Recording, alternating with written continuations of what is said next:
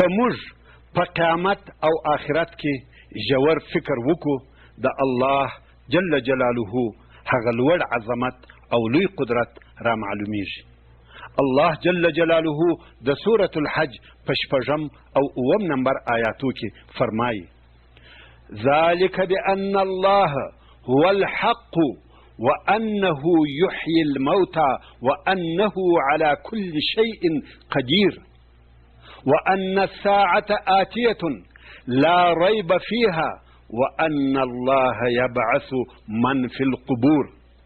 يعني بشك الله جل جلاله حق ثابت موجود او دائم دی، او بشك الله جل جلاله مړي ژوندي کوي، او بشک الله جل جلاله پر هر څه قادر دی، او بشک قیامت راتلونکی دی چې د هغه پر راتللو کې هیڅ شک نشته، او بشک الله جل جلاله د حساب او جزا دپاره هغه کسان را ژوندي کوي چې په قبرو کې دي. بیا هم که د قیامت په باره کې فکر وکړو، زموږ ایمان د الله جل جلاله پر هغه عدل زیاتیږي چې د قیامت په ورځ له هر انسان سره د خپل ځان او خپل ګناهو پوښتنه کیږي. الله جل جلاله د سورة النجم په 38 بیا تر 41 نمبر آیاتو پورې فرمایي: الا تزر وازرة وزر اخرى وأن ليس للإنسان إلا ما سعى وأن سعيه سوف يرى ثم يجزاه الجزاء الأوفى. يعني نه اخلي هیڅوک بار د بل چا، د یوه ګناه د بل پر غاړه نه ایښول کیږي، او بل دا چې نسته هیڅ انسان لره مګر جزا د هغه شي چې د کړی وي، او بېشکه د ده د عمل جزا به ور وښول سي، او بیا به جزا پوره جزا ورکول سي. د نیکۍ نیکه جزا او د بدی بده جزا. هلته ظلم نسته، پوره او کامل عدل دی. ایمان پر آخرت او فکر په آخرت کې موږ وخپل ځاني مسؤلیت ته متوجه کوي، ځکه په آخرت کې دې ته نه کتل کیږي چې کورنۍ او قبیله دې څوک دي. په آخرت کې ته په خپله د خپل ځان او خپل عمل مسؤله یې. شاعر وایي: په آخرت کې نشته دا پوښتنه چې د چا زوی یې له کم وطنه. الله جل جلاله د سورة عبسه د 34 نمبر آیات څخه تر 29 نمبر آیات پورې فرمایي: یوم یفر المرء من اخیه وامه وابیه وصاحبته وبنیه لكل امرئ منهم يومئذ شأن یغنیه. یعنی د قیامت داسې ورځ ده چې تښتي به سړی له خپله وروره او له خپلې مور او له خپله پلاره او له خپلې ښځې او له خپلو زامنو. د هر چا به په دغه ورځ داسې حال وي چې د بل چا له حاله به بې پروا وي. په دغه ورځ کې کورنۍ او دوستان، قریبان او اشنایان چا ته فایده نه رسوي او نه یې رسولی سي، فقط ته او ستا عمل. الله جل جلاله د سورة الاسراء په 15 نمبر آیات کې فرمایي: من اهتدى فإنما يهتدي لنفسه ومن ضل فإنما يضل عليها ولا تزر وازرة وزر أخرى.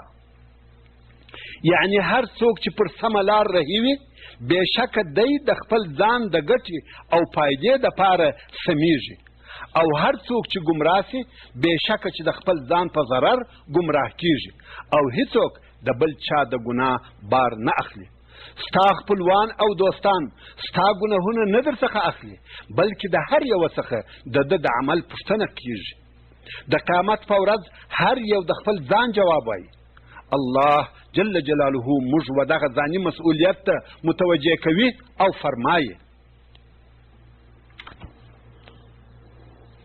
وکلهم آتیه یوم القیامة فردا، چې دا د سورة مریم 15 نمبر آیات دی. یعنی او د قیامت په ورځ ټول انسانان الله جل جلاله ته یوازې راتلونکي دي. نه به د چا سره مور او پلار ورسره وي، نه به دغه خیالي او فرضي معبودان چې بوتان او نور شیان دي ورسره وي، نه به مال نه نور کومک کوونکي ورسره وي چې د الله جل جلاله له سوال او جواب یا د دوزخ له عذابه یې خلاص کړي. فرضاً که دې د سهار لمونځ نه کړي ادا، ستا څخه یې پوښتنه کېږي او ته به یې جواب وایې، نه ستا د پلار یا بل قریبه څخه. که دې مور او پلار آزار کړل، ته د خپل عمل جزا وینې، نه ستا استاذ یا د مسجد امام. کله چې انسان بالغ سي، د ده د عمل مسؤلیت یوازې او یوازې پر ده دی. نو وروره او خورې، په خپل عمل او په خپلو واجباتو کې کوتاهي مه کوه. دا فایده نه در رسوي چې ته پلانی یې یا د پلاني زوی یې یا د فلاني قومه څخه یې. دغه خبرې ټوله بې فایدې دي، فقط ستا عمل فایده در رسولی سي. نو خپل ځان په خپله د الله جل جلاله له عذابه وساته.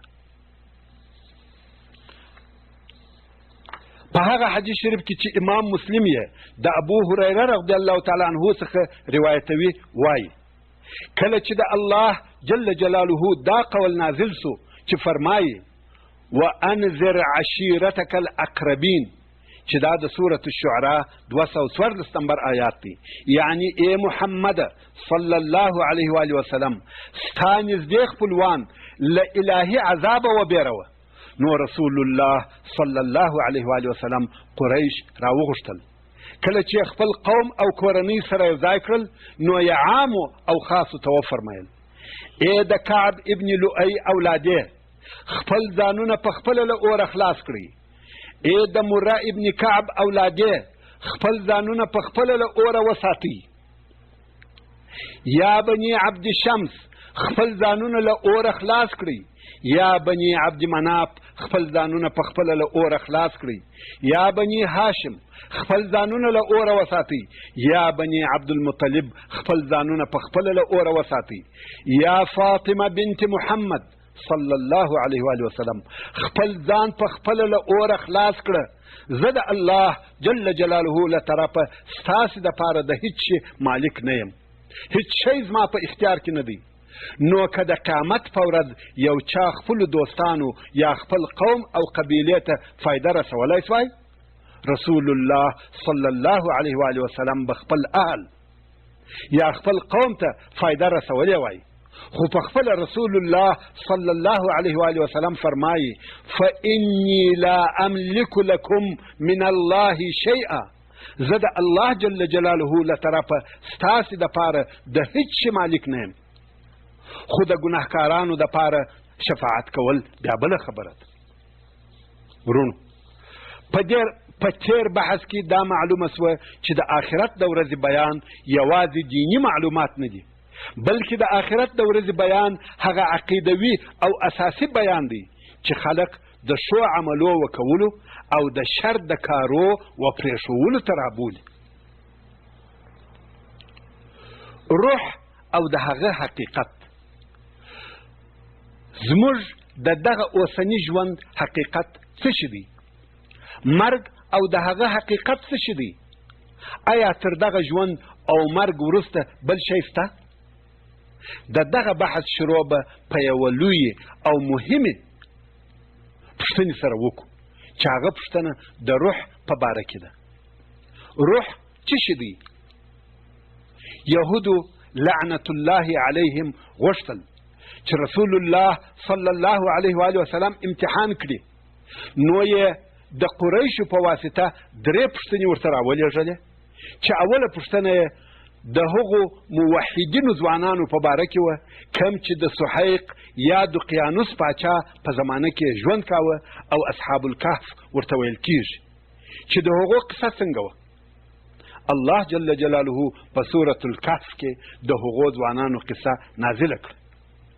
د یهودو بله پوښتنه د هغه چا په باره کې وه چې پر ټوله مځکه پاچا و.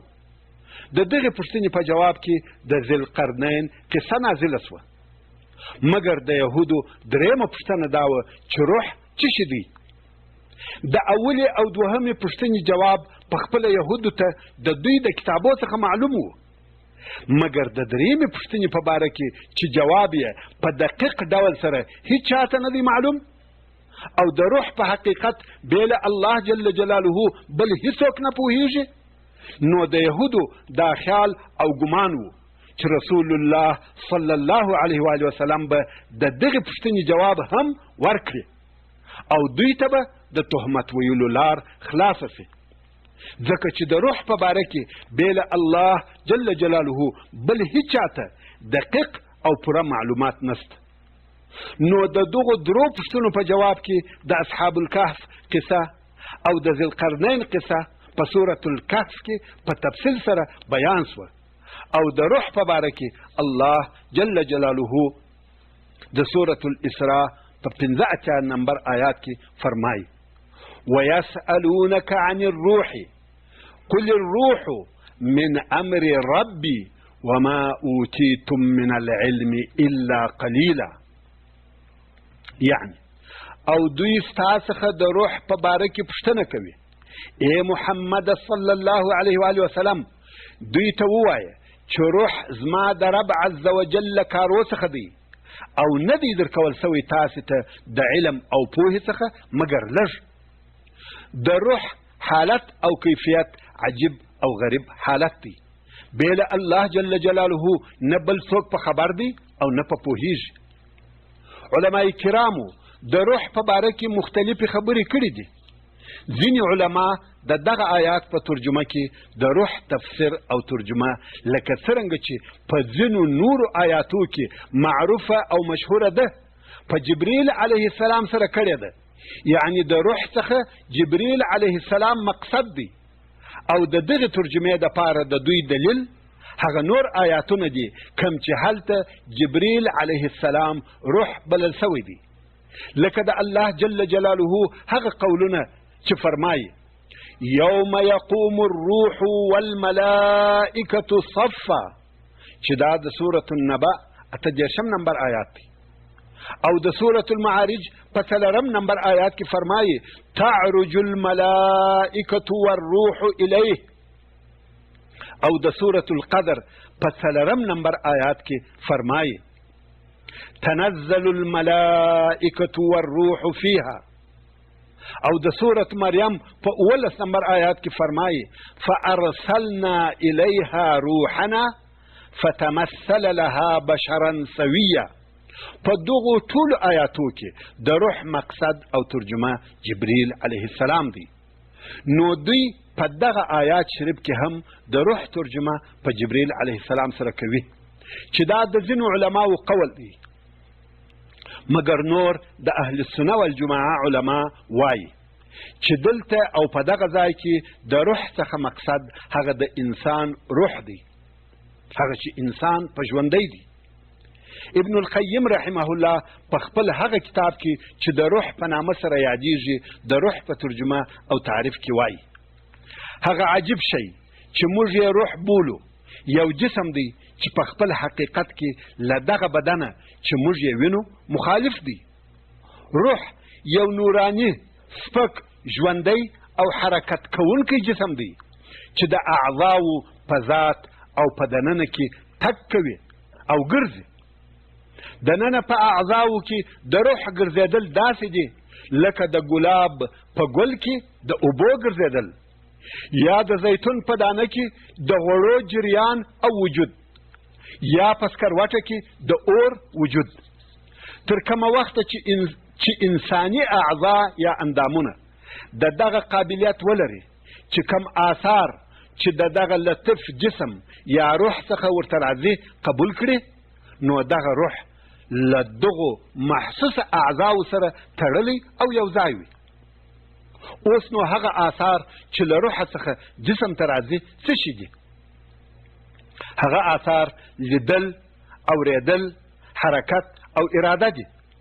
دا روح دی چې دغه آثار او شیان و جسم ته ورکوي، ځکه په خپل جسم نه حرکت لري نه اراده. دغه شیان هغه وخت په جسم کې پیدا او موجود وي چې روح ورسره وي، مګر کله چې بیا جسد او اعضا د ناروغیو او حوادثو په سبب فاسد او خراب سي، او دغه د روح د آثارو د قبلولو توان ونه لري، نو روح له بدن څخه جلا کیږي او عالم الارواح ته ځي. همدارنګه ابن تیمیه رحمه الله وایي انسان ته هغه وخت انسان ویل کیږي چې روح او جسد دواړه سره یو ځای وي او روح یې تر بدن ډیر اهمیت لري، ځکه هغه شی چې د انسان څخه انسان جوړوي هغه روح دی او بدن د روح وړونکی او کشونکی دی. لکه څرنګه چې ابو درداء رضی الله تعالی عنه وایي زما بدن زما وړونکی دی، کمی مهرباني پر وکړه مقصد ته مې رسوي او که مهرباني پر ونه کړم مقصد ته مې نه رسوي. نور هم ابن تیمیه رحمه الله د روح په باره کې وایي د قیامت په ورځ به بدبختان او ګناهکاران یو له بل سره شخړې او دعوې کوي چې تا په ما داسې او داسې وکړه، حتی دغه دعوه به د روح او بدن په منځ کې هم وي. روح به و جسد او بدن ته وایي ته وې چې بدی او بد کارونه دې کول، خو جسم به و روح ته وایي ته وې چې په بدو کارو او ګناهو دې امر کولم. نو به الله جل جلاله د روح او بدن د فیصلې دپاره یوه ملائکه راولیږي او ملائکه به روح او بدن ته ووایي تاسې د هغو دوو کسانو په مثل سره یاست چې یو شل وي پر پښو نسي تلای او بل ړوند وي په سترګو نه ویني. دغه شل او ړوند دواړه یوه باغ ته ننوتل، شل ویني چې هلته په ونو میوې زړېږي خو ورتلای نسي، نو یې ړانده ته وویل زه میوې وینم خو ور ولاړېدلی نه سم. ړانده وویل زه ور ولاړېدلی سم خو وینم یې نه. شل ورته وویل ته ما په اوږو کې واخله او میوو ته مې ور پورته کړه، زه به یې شکوم او ته به مې ګرځوې. نو ړانده هغه شل په اوږو کې واخیستی او هر طرف ته چې شل وایي هغه طرف ته یې بیایي او شل بې له اجازې د باغ میوې شکوي. نو ملایکې وویل د دغه کار سزا وکم یوه ته ورکول کیږي؟ بدن او روح وویل سزا دواړو ته ورکول کیږي، ځکه دغه کار یا د میوو غلا یې په دواړو کړې ده. نو به ملایکه ورته وایي تاسې هم د دغه شل او ړانده په مثل سره یاست او دواړه د خپل عمل مسؤله یاست. له دغې مسئلې څخه موږ ته دا معلومه سوه چې انسان مرکب د روح او جسم څخه دی او دوی دواړه د انسان د کارو په اداره کولو او کولو کې شریکان دي او پر دوی دواړو ثواب یا عذاب نازلیږي. داسې نه ده چې یو به مسؤل وي او هغه بل به خلاص وي لکه ځینې خلک چې داسې وایي. دا روح و. اوس مرګ ته راسي، مرګ یا کوچنی قیامت. زموږ په بحث کې یوه بله لویه او مهمه مسئله د روح او بدن د جلا کېدلو مسئله ده. هغه دا چې روح له بدنه په دوه قسمه سره جلا کېږي چې هغه لوی او مهم جلا کېدل یې د مرګ په وخت کې دي چې هغه ته قیامت صغرا کوچنی قیامت ویل کېږي. نو هر هغه څوک چې مړ سو د هغه قیامت شروع سو. په هغه حدیث شریف کې چې امام بخاری او امام مسلم یې د حضرت عایشه رضی الله تعالی عنها څخه روایتوي وایي کله چې به صحرایي عرب ورسول الله صلی الله علیه و آله وسلم ته راغله نو به یې پوښتنه ځینې کول چې قیامت کله دی. رسول الله صلی الله علیه و آله وسلم به په دوی کې هغه چاته وکتل چې تر ټولو به په عمر لږ و او وبه یې فرمایل که دغه ژوندی و سپین ږیری به نسي چې پر تاسې به ستاسې قیامت جوړ سي. ابن کثیر رحمه الله وایي د دې خبرې مقصد دا دی هر قرن چې ختمیږي دا د هغو قیامت دی. نو د هر انسان مرګ د هغه دپاره قیامت دی ځکه دی په دغه مرګ سره آخرت ته ورداخلیږي. ځینې علما وایي کم انسان چې مړ سي د هغه قیامت قائم سو او دغه خبره په دغه معنا سره صحیح ده چې کم سړی چې مړ سي هغه آخرت ته داخل سو. دا دغه حدیث شریف په ترجمه کې د ابن کثیر رحمه الله تفسیر. د خوب او مرګ په منځ کې فرق. د انسان دپاره یو وفات یا مرګ دی چې وفات کبرا ورته ویل کیږي، او دا هغه وفات دی چې روح په کلي او قطعي ډول له بدنه جلا سي او انسان مړ سي، چې و دغه ته وفات کبرا او قیامت صغرا ویل کیږي. او بل وفات یا مرګ دی چې هغه ته وفات صغرا ویل کیږي. په دغه دوهم قسم وفات کې روح له بدنه جلا کیږي، مګر دغه جلا کېدل بل قسم دی. هغه دا چې روح هم په بدن پورې تړلی دی او هم له بدنه جلا دی. ځکه په دغه وخت کې د روح تعلق او ارتباط له بدن سره ډېر سپک او خفیف تعلق دی. داسې تعلق او ارتباط دی چې بدن ژوندی په پاته دی، مګر کامله اراده نه لري، چې دا هغه د خوب حالت دی. تاسو ته معلومه ده چې بده انسان داسې اراده نه لري لکه ویښ انسان چې یې لري. او دا هم یو قسم مرګ دی چې و دغه حالت ته وفات صغرا ویل کیږي، او له خوبه راویښېدل بیا ژوندي کېدل او پاڅېدل بلل کیږي. لکه څرنګه چې په حدیث شریف کې راغلی دي چې کله به رسول الله صلی الله علیه و وسلم له خوبه راویښ سو، دغه دعا به یې ویل: الحمد لله الذي احیانا بعد ما اماتنا والیه النشور. رواه البخاري. حمد او ثنا د هغه الله لروي چې موږ یې ژوندي کړو پس له هغه چې مړه یې کړو، او دغه الله لرمو پس له مرګه بیا ژوندي کېدل دي. نو بېدېدل او بیا راویښېدل دا هم مرګ او ژوند دی. همدارنګه الله جل جلاله د سورة الانعام په 80 نمبر آیات کې فرمایي: وهو الذي يتوفاكم بالليل ويعلم ما جرحتم بالنهار ثم يبعثكم فيه ليقضى أجل مسمى. يعني او الله جل جلاله هغه لوی ذات دی چې تاسې په شپه کې وفاتوي، یعنی بدوي. او الله جل جلاله په هر هغه څه پوهیږي چې تاسې په ورځ کې هغه کار کړی وي، که ګناه وي که عبادت. بیا په ورځ کې تاسې له خوبه راپاڅوي تر څو چې هغه نیټه پوره کړل سي چې تاسې ته مقرره سوې ده، یعنی په خوب سره مړه سي او بیا بیرته په راویښېدلو سره ژوندي سي. د ثم یبعثکم فیه څخه دا معلومه سوه چې په خوب کې د بندگانو ارواحونه قبض کړل کیږي، مګر دا هغه پوره او کامل قبض کېدل نه دي، بلکې دا یو خاص قسم قبض کېدل دي. او بیا الله جل جلاله موږ متوجه کوي چې کله کله دغه په خوب کې د روح ناقصه قبضول و پوره قبضولو ته واوړي، خوب په مرګ سره واوړي. او د ځینو انسانانو روح په خوب کې پوره قبض کړل سي او انسان د خوب په حالت کې پوره مړ سي، یا دا چې بیرته روح ورته راسي او انسان ژوندی سي، له خوبه راویښ سي. او دغه کیفیت هم الله جل جلاله په قرآن مجید کې بیان کړی دی. او د سورة الزمر په 42 نمبر آیات کې فرمایي: الله يتوفى الأنفس حين موتها.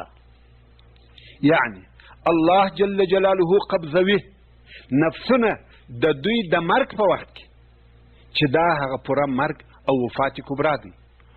والتي لم تمت في منامها فيمسك التي قضى عليها الموت ويرسل الأخرى إلى أجل مسمى. او هغه نفس چې په خپل خوب کې نوی مړ هو دغه بیده نفس مړ دی په وفات صغرا سره، نو وساتي هغه نفس چې پر هغه حکم د مرګ سوی وي بیرته یې بدن ته نه راولیږي او انسان مړ سي. نو وفات صغرا چې خوب دی په وفات کبرا سره چې مرګ دی بدل سي او بیرته بدن ته هغه بل نفس را لیږي تر معلومې کړه سوي نیټې پورې. هغه څوک چې په خوب کې نسي مړ، هغه انسان ته بیرته روح راولېږل سي تر څو چې اجل یې پوره کېږي، ان فی ذلک لآیات لقوم یتفکرون بشک چې دغه د روح په قبضولو یا د سمودې ساتلو او بیا را لیږلو کې خامخا د الله جل جلاله د قدرت ډیر دلایل دي د هغه قوم دپاره چې فکر کوي او عبرت په اخلي مګر کفار په دغه کې نه فکر کوي او نه عبرت په اخلي. ورونو د مرګ یادول د مرګ بیان پر زړو سخت او دروند دی. د مرګ بیان ډیرونکی دی. د ډیرو انسانانو د مرګ بیان او د مرګ یادول نه دي خوښ، ځکه انسان غواړي چې شپې او ورځې په بې ځایه امیدو کې تیرې کړي. مګر هلته ډیر داسې آیاتونه او داسې احادیث شته چې د مرګ یادول او بیانول ښه بولي او مسلمانان امر کوي چې امیدونه او ارزوګانې غوښتنې او خواهشات مو کوچني او کوتا کړئ. په ډیرو اوږدو خواهشاتو پورې زړونه مه تړئ، ځکه په دنیوي اوږدو فکرو مشغوله کېدل انسان له دې څخه منع کوي چې د آخرت دپاره تیاري او آمادګي ونیسي. الله جل جلاله د سورت آل عمران په 115 نمبر آیات کې فرمایي: كل نفس ذائقة الموت وإنما توفون أجوركم يوم القيامة فمن زحزح عن النار وأدخل الجنة فقد فاز وما الحياة الدنيا إلا متاع الغرور. يعني هر نفس سکون کی د مرګ دی او خامخا به د قیامت په ورځ ستاسې اجرونه بدله د اعمالو پوره درکول سي. نو هر هغه څوک چې د دوزخ له اوره لرې کړل سو او جنت ته داخل کړل سو په تحقیق هغه کامیابه سو او نه دی دغه دنیوي ژوند مګر د خطا ایستلو سرمایه چې ګټه یې لږ او فنا کېدل یې ژر دي. د دنیا موقتي ښایست خطا ایستونکی دی چې په هغه سره ډېر ناپوهان خطا وځي. بیا هم الله جل جلاله د سورت لقمان په 34 نمبر آیات کې فرمایي: وما تدري نفس ماذا تكسب غدا وما تدري نفس بأي أرض تموت. یعنی هیڅ نفس هیڅوک نه دی خبر چې سبا به څه کار کوم، د سبا پیښې چاته نه دي معلومې او هیڅ نفس نه دی خبر چې پر کومه مځکه به مرم. دا چې الله جل جلاله موږ ته د مرګ د وخت او ځای په باره کې معلومات نه دي راکړي او په دې یې نه یو خبر کړي چې کله او چیرې به مرو. د دې سبب دا دی چې موږ د آخرت دپاره کوښښ وکړو او ځانونه هر وخت د تګ دپاره تیار او آماده ولرو. د ګناهو څخه لرې او په عبادت مشغوله واوسو. موږ باید هر وخت او همیشه په اضطراري امرجنسي حالت کې واوسو، ځکه چې مرګ تر سترګو نهام دی او که د مرګ وخت را معلوم وای بیا مو هغه ته تیاری نه نیول، فقط تر مرګ څو ورځې د مخه خپل ځان او خپل عمل ته متوجه کېدلو. حج او عمره مو کول او له ګناهو څخه مو توبه ایستل، مګر اوس نه یم خبر چې آیا سبا به ژوندی یم که یا، آیا کور ته به ولاړ سم که یا، آیا دغه ګناه چې زه یې کوم تر پای به یې ورسوم او که به د دغې ګناه د کولو په وخت کې مرګ راته راسي. نو په دغه سبب پر انسان لازمه ده چې د آخري سفر دپاره یې هر وخت تیاری نیولې وي او د ګناهو څخه لرې وګرځي، ځکه د مرګ وخت نامعلومه دی. مګر په دې پوهیږو چې مرګ حتمي او ضروري دی او پر هغه وخت چې الله جل جلاله راته مقرره کړی دی خامخا راتلونکی دی. تر هغه خپل وخت نه یوه لحظه د مخه کیږي او نه یوه لحظه وروسته کیږي. الله جل جلاله د سورت یونس په 49 نمبر آیات کې فرمایي: اذا جاء اجلهم فلا يستأخرون ساعه ولا يستقدمون. یعنی کله چې د دوی د مرګ تاریخ او نیټه راسي نو دوی به تر دغه خپلې نیټې یو ساعت نه وروسته کیږي او نه به د مخه کیږي. او الله جل جلاله فرمایي: یا ایها الذین آمنوا لا تلهکم اموالکم ولا اولادکم عن ذکر الله ومن يفعل ذلك فاولئک هم الخاسرون، چې دا د سورة المنافقون 9 نمبر آیات دی. یعنی هغو کسانو چې ایمان مو راوړی دي، پام کوئ چې ستاسې مالونه او ستاسې اولادونه تاسې له ذکر څخه د الله جل جلاله مشغول او غافله نه کړي. او هغه څوک چې دغه کار وکړي، یعنی په مال او اولاد داسې مشغول سي چې الله جل جلاله هیر کړي، هغه کسان تاوانیان دي. دا چې الله جل جلاله فرمایي هغه کسان چې په اولاد او مال داسې مشغول سي چې د الله جل جلاله عبادت هیر کړي، هغه تاوانیان دي. ورونو، دغه تاوان او خساره د مال یا دنیوي کاروبار تاوان نه دی، د منصب او کرسی تاوان نه دی، بلکې دا هغه حقیقي خساره او تاوان دی چې مال او اولادونه دي د الله جل جلاله له ذکره او یادولو څخه مشغوله کړي. هغه ورځ در څخه هیره کړي چې د حساب او کتاب د پاره د الله جل جلاله په حضور کې درېږي. فانی دنیا پر هغه باقی او ابدي دنیا خوښه کړي. الله جل جلاله د سورة المنافقون په 10 نمبر آیات کې فرمایي: وانفقوا مما رزقناكم من قبل ان يأتي احدكم الموت فيقول رب لولا اخرتني الى اجل قريب فاصدق واكن من الصالحين. یعنی نفقه او خیرات ورکوي د هغو مالو څخه چې موږ تاسې ته درکړي دي، د مخه تر دې چې یوه ته له تاسې مرګ یا د مرګ اسباب راسي، او بیا به نو وایي یا رب کشکې دې زما مرګ لږ ځنډولی وای چې زه خیرات وکړم او له صالحانو څخه سم. خو د مرګ ځنډېدل هیڅکله نسي کېدلی، ځکه الله جل جلاله د سورة المنافقون په 11 نمبر آیات کې فرمایي: ولن يؤخر الله نفسا اذا جاء اجلها والله خبير بما تعملون. یعنی الله جل جلاله هیڅ نفس هیڅ کله نه ځنډوي. کله چې د مرګ وخت او نیټه راسي، کله چې د اجل را ورسېدی او مرګ درته راغلی، بیا راګرځېدل نسته. او الله جل جلاله ښه خبر دی په هغه څه چې تاسې یې کوئ، که ښه وي که بد، او بیا به د هغو عملو بدله او جزا درکړي. ورونو، مرګ د هر مخلوق د پاره حتمی او ضروري دی.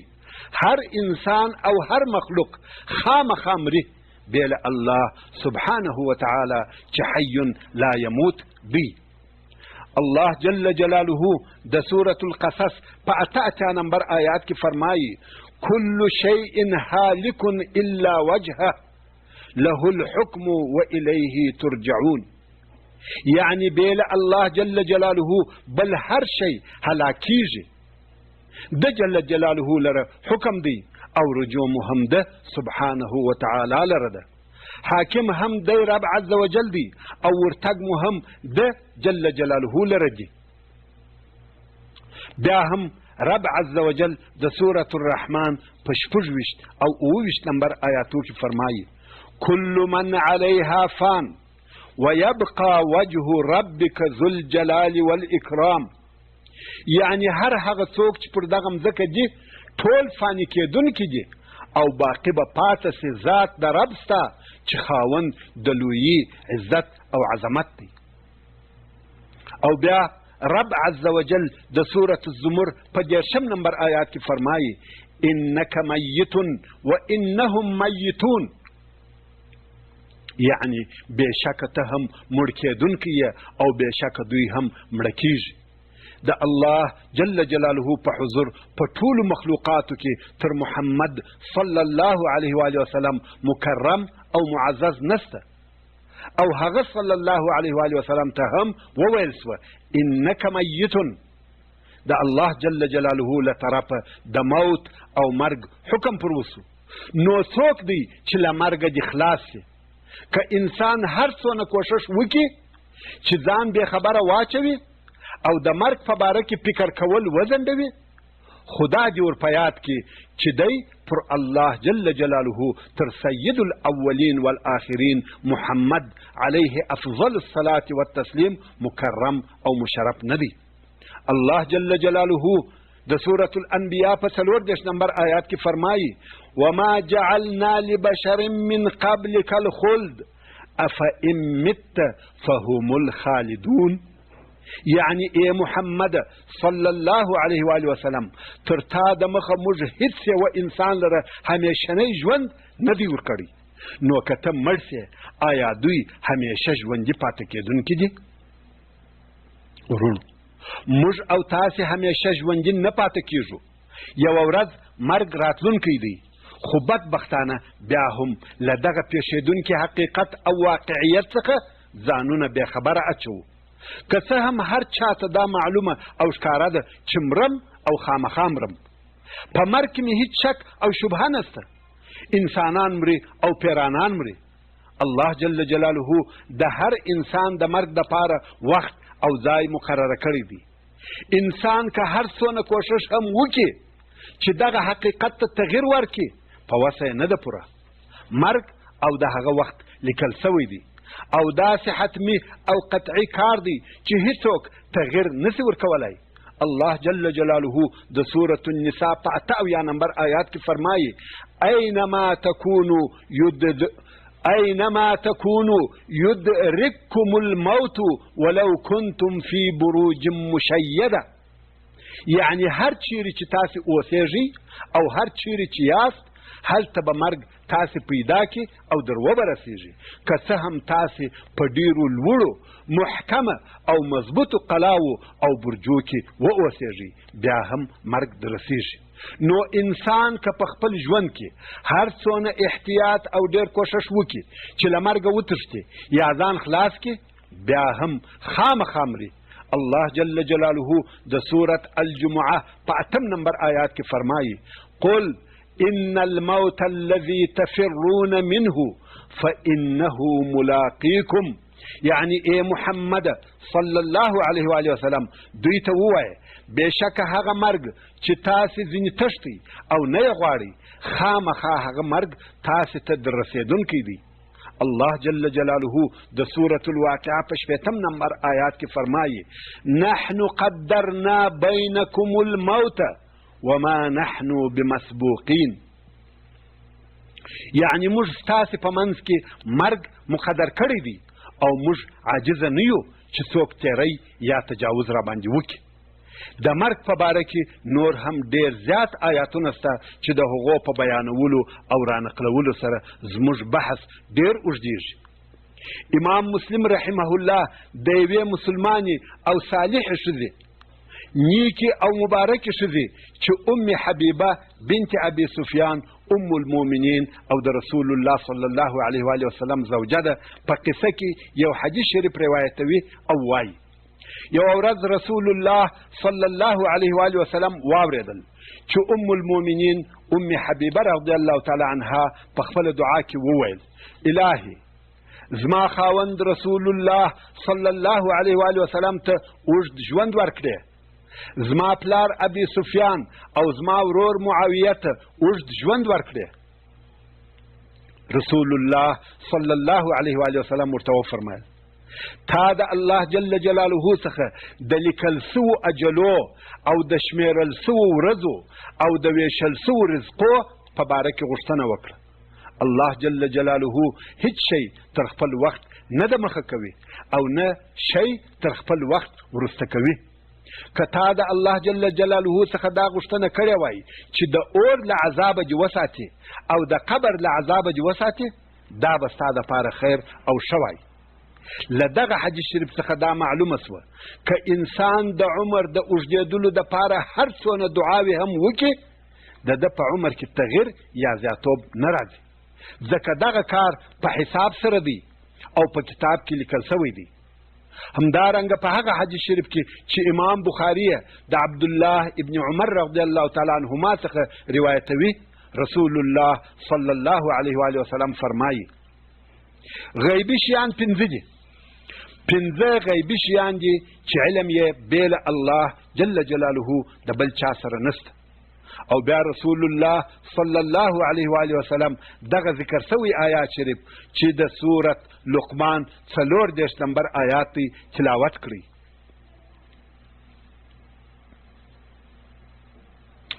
ان الله عنده علم الساعة وينزل الغيث ويعلم ما في الأرحام وما تدري نفس ماذا تكسب غدا وما تدري نفس بأي أرض تموت إن الله عليم خبير.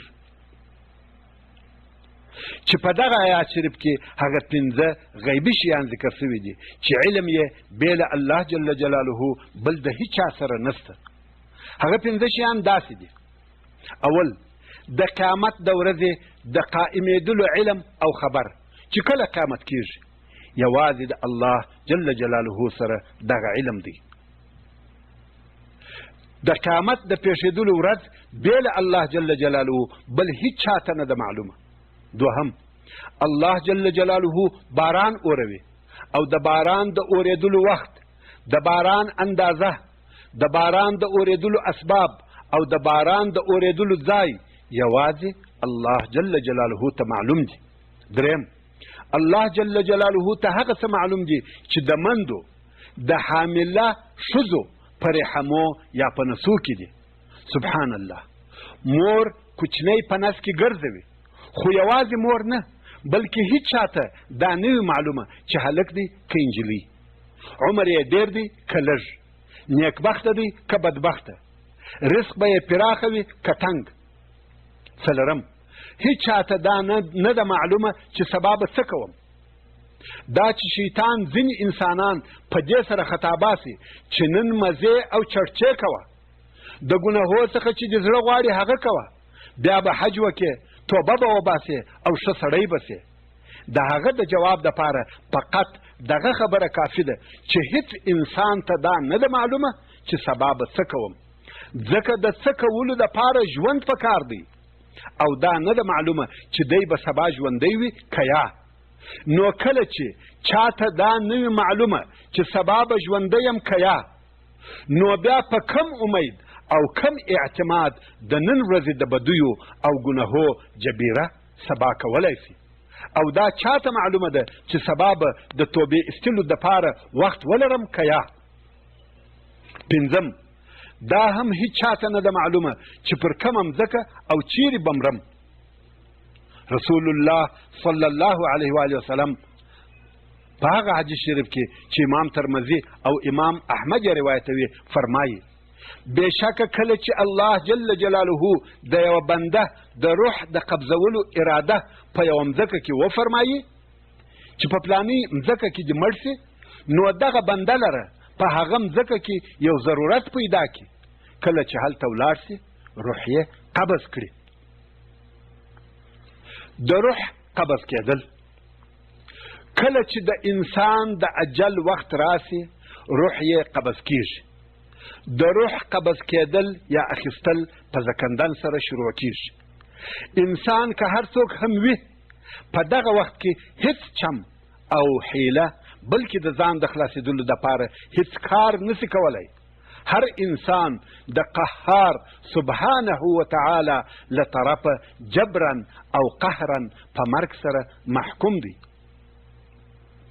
الله جل جلاله د سورة الانعام په 1 نمبر آیات کې فرمایي: وهو القاهر فوق عباده ويرسل عليكم حفظة حتى إذا جاء أحدكم الموت توفته رسلنا وهم لا يفرطون. یعنی هم دی جل جلاله پر خپلو بندگانو غالب دی او لیږي پر تاسې ساتونکي ملایکې. زموږ سره داسې ملایکې شته چې موږ د مرضو، آفتو او حوادثو څخه ساتي. همدارنګه حفظه و هغو ملایکو ته ویل کېږي چې زموږ عملونه لیکي. نو لیږي پر تاسې ساتونکي ملایکې تر څو چې له تاسې څخه یوه ته مرګ راسي، بیا نو د ده روح زموږ هغه ملایکې قبضوي چې د ارواحو د قبضولو دپاره لیږل کېږي. او دغه ملائکه د الله جل جلاله د اوامرو په عملي کولو کې هیڅ تقصیر او کوتاهي نه کوي. د انسان روح څنګه قبض کیږي یا اخیستل کیږي؟ د انسان د زکندن یا د روح د قبضولو حال او هغه حالات چې د روح تر قبضولو وروسته پیښیږي په ډیرو احادیثو کې بیان شوي دي. رسول الله صلی الله علیه و وسلم موږ د روح د قبضولو په حالاتو خبروي. همدارنګه هغه حالات راته بیانوي چې روح تر قبضېدلو وروسته اسمان ته پورته کیږي او بیا تر هغه وروسته په قبر کې څه ورسره کیږي. په دغه باره کې ډېر او قسم قسم احادیث په مختلفو کتابو کې را نقل شوي دي. خو امام ناصر الدین الالبانی رحمه الله هغه احادیث له مختلفو مصادرو څخه سره یو ځای کړي او ترتیب کړي دي. محترم ورونو، څرنګه چې فتا پای ته ورسېدل نو زموږ د بحث پاته حصه به انشاء الله تعالی په راتلونکې دوهمه فته کې واورئ. سبحان ربك رب العزة عما يصفون وسلام على المرسلين والحمد لله رب العالمين وصلى الله تعالى على خير خلقه محمد وآله وأصحابه وأهل بيته أجمعين. ربنا تقبل منا إنك